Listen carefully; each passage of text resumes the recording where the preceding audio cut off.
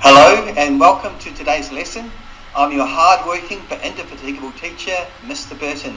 You will need to watch this video and take notes as you go. You may need to watch certain parts of the video a few times to ensure complete understanding. This is your homework and I will check your notes tomorrow before we get started. I hope you learned something. Okay, hello and welcome to our third installment in the inflation topic. This time we're looking at deflation.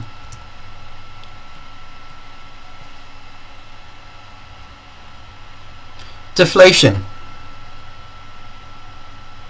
It's a sustained decrease in the price level. Deflation is when the prices of goods and services starts falling. This sounds like good news for consumers, but for economists, long periods of negative price growth are worrying. Most of the world's central banks have an inflation target of 2%. This is the Goldilocks level. They think is just about right to ensure prices remain stable. Anything too high or too low is a cause of concern. To work out whether we should be cheering or fearing low prices, it's important to divide good types of deflation from bad. When the things like food and oil fall in price, it can be a positive for consumers. Paying less to feed ourselves, heat our homes and fill up our cars means we have more to spend on other things.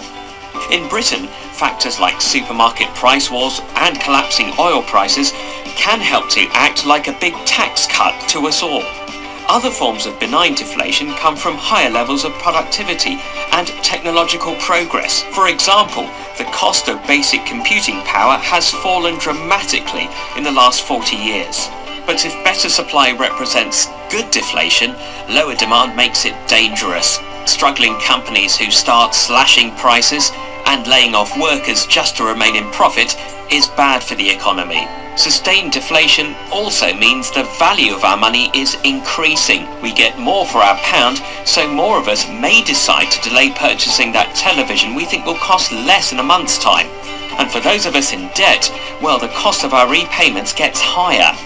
If bad deflation grips an economic area and becomes entrenched, it could affect other economies, which is why we should all care about deflation.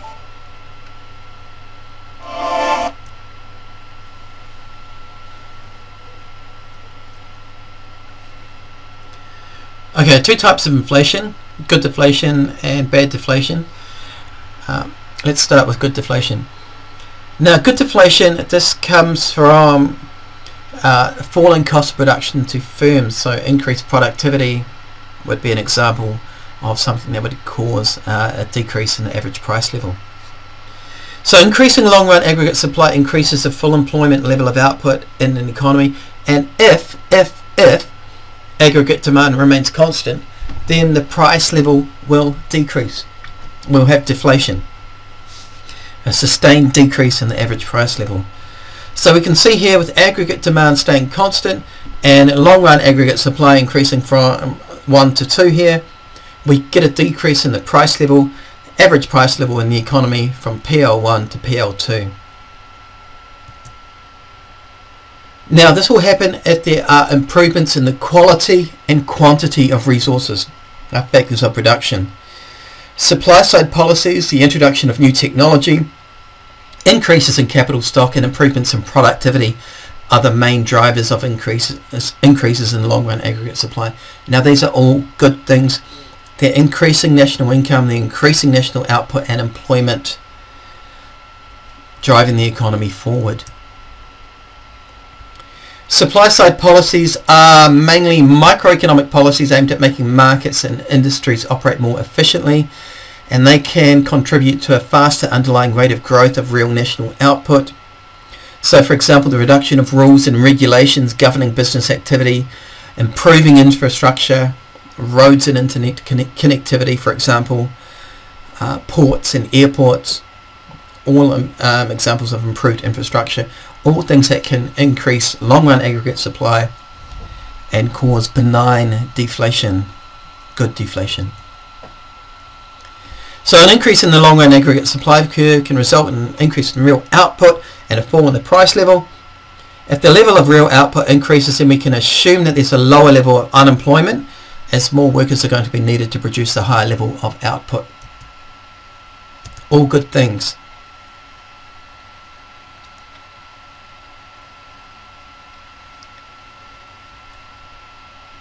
Right, we start with our long run aggregate supply curve. Here's our AD. Long run aggregate supply increases,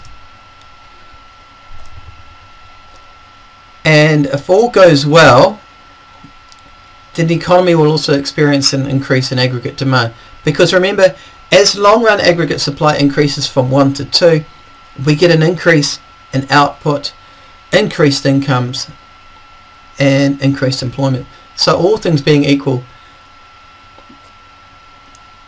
groups in the economy are better able to purchase goods and services.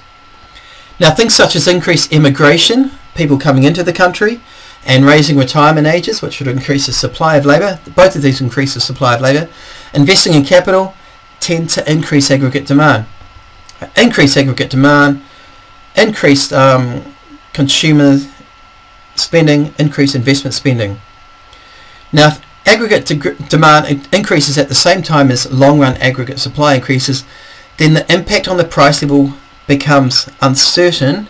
We're not sure whether it's going to increase or decrease, but we know for sure that with a simultaneous increase in long run aggregate supply and an increase in aggregate demand, it's going to have a positive impact on deflation. Aggregate demand often does increase in line with increases in aggregate supply, and this is why decreases in aggregate demand are much more likely to lead to deflation in the economy than increases in aggregate supply. So decreases in aggregate demand are the main cause of inflation in the economy, and this is our bad deflation. As aggregate expenditure in the economy decreases, we get a decrease in aggregate demand, firms are going to receive less revenues, they're going to earn lower profits.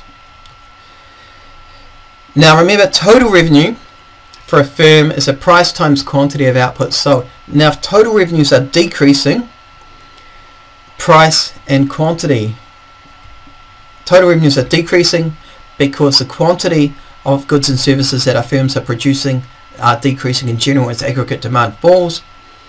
Expenditure in economy decreases. As less goods and services are being purchased, on average firms are going to reduce their output. Firms that produce less output are going to require fewer inputs into the production process, and the demand for the factors of production decrease.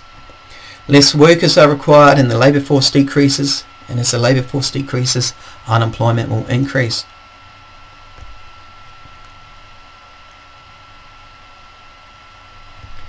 Deflation, short-run aggregate supply, and a decrease in aggregate demand. Let's have a look at this. This is a model we know from our ADAS equilibrium. The economy is initially at the long-run equilibrium level of output, which is P1, price level 1, PL1, and YF, the full employment level of output. And at this point, aggregate demand equals short-run aggregate supply, which in turn equals long-run aggregate supply. So we've got AD equals to SRAS, which equals to LRAS at point 1 here. Any change in one of the determinants of aggregate demand causes a change in the price level, and economic output will automatically return us to the full employment level of output at YF, which is, as we know, the long-run equilibrium. So if aggregate demand decreases because, say, the exchange rate appreciates, making exports relatively less profitable and imports relatively inexpensive, we get a decrease in AD because export receipts are decreasing while import payments are on the rise. The following sequence of events will occur, starting from point 1 here. Decrease in aggregate demand, AD1 shifts left to AD2.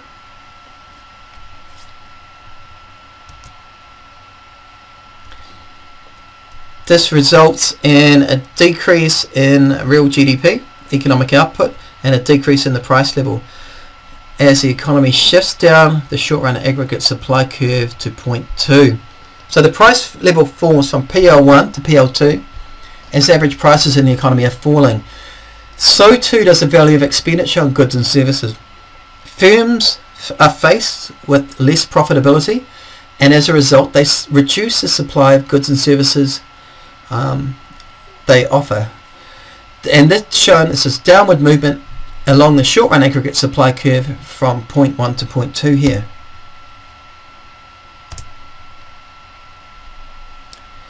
As a result of this, we get an increase in short run aggregate supply as the cost of production keep decreasing.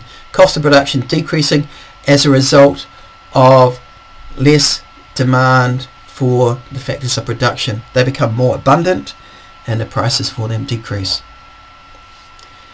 So at point 2 in the figure here, where average prices in the economy are at PL2 and national output is Y1, the economy is producing below the full level of employment level of output. This level of output is short-lived as the prices of factors of production decrease, reducing firms' cost of production on average. With increased profitability driven by those decreasing costs of production, firms will again increase output to YF, and this is shown as a downward movement along the AD2 curve from 2 to 3. And as the supply of firms increases on average, the short run aggregate supply increases from 1 to 2 here, and the economy automatically returns to its long run equilibrium of full employment level of output, YF, following any change in the determinant of aggregate demand. Now, as firms are increasing their output, they must reduce the prices to sell additional units of output and increase the quantity demanded by those in the market for their goods and services. So as prices for resources decrease, firms in competitive markets will pass these cost savings on. On average, prices fall and the price level decreases further. We had that initial hit on the price level, a decrease in prices from PL1 to PL2, and now we get a second whammy, a decrease in the price level from PL2 to PL3 as short run aggregate supply increases. Deflation.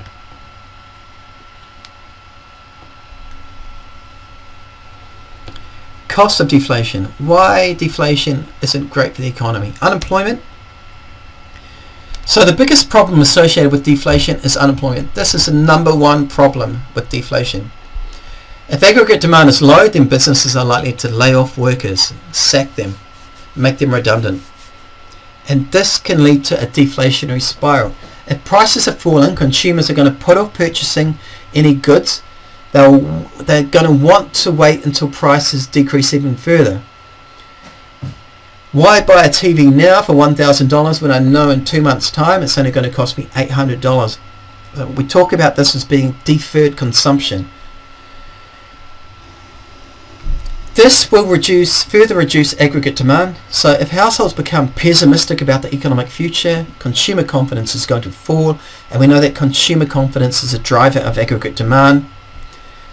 Decreases in aggregate demand and a deflationary spiral will keep on going around and around. Cost of debtors. Anyone who's taken out a loan, this includes homeowners who've taken a mortgage to buy their home, suffers as a result of deflation. The value of their debt rises as a result of deflation. And if profits are low, they may make it difficult for businesses to pay back their loans, and there may be bankruptcies in the economy. And that's going to further worsen business confidence. Decreases in business confidence are going to reduce aggregate demand even further pulling down the price level. The effect on investment, we looked at this last lesson. When there's deflation, business make less profit or make losses. It may lead them to lay off workers.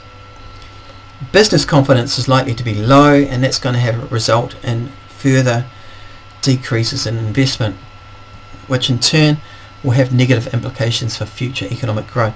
Because remember, investment in capital stock, capital goods, one of the things that will increase long run aggregate supply.